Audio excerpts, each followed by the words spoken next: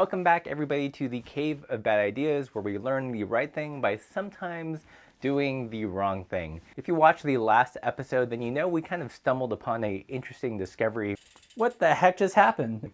And that is that the Microshift 11-speed bar and shifter will actually index with the 12-speed SRAM NX Eagle rear derailleur. So I know that sounds a little confusing, but basically what that means is that on a drop bar bike, you can get index shifting that will shift a wide range cassette in the back for a fraction of the price of the official SRAM Access mullet drivetrain. So right after I stopped filming that episode, it dawned on me that if it worked that great on the Barcon, could I take that shifter pod and put it on the Givenel shifter so I can have that index shifting in the drifter itself. So it seemed to make sense that it would be a fairly easy transplant, taking the bar and shifter and putting it here. So that's what I did. I disassembled the shifter mechanism, which is pretty simple. You just unscrew this one bolt and pop it out. Similarly, I did the same thing with the bar end shifter. And initially I tried screwing on the bar end shifter pod onto the Givenel using the long bolt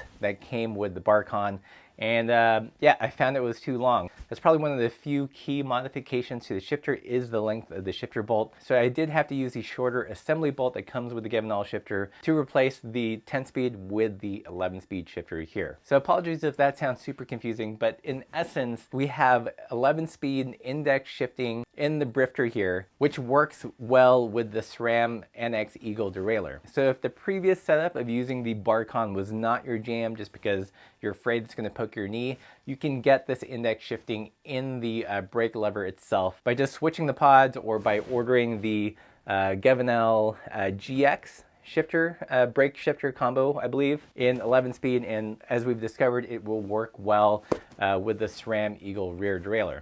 And I know first comment's gonna be, well, it's not a real test until you shift it under load. So I did that this weekend, people. We did a 40-mile ride with some friends to get some pie. We had unseasonably warm weather, so we took advantage of it. So I rode out there in index, and the shifting worked awesome.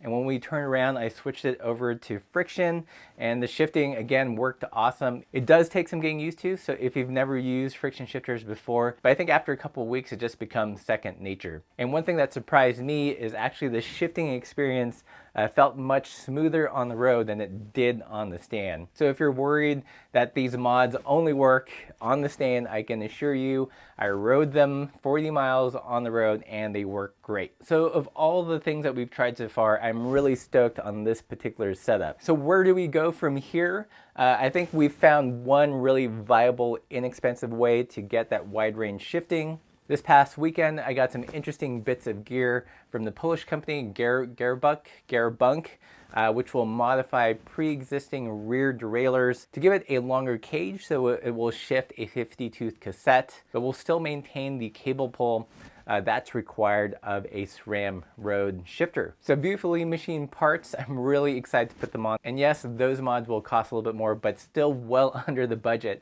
of the SRAM electronic access shifting system. If you want to catch up on all the different things that we've tried, the failures, the successes, be sure to click on the playlist of the Cave of Bad Ideas video series. If you're excited about how these shiny new parts will work, be sure to subscribe, hit that notification bell, and as always, guys, keep the supple side down.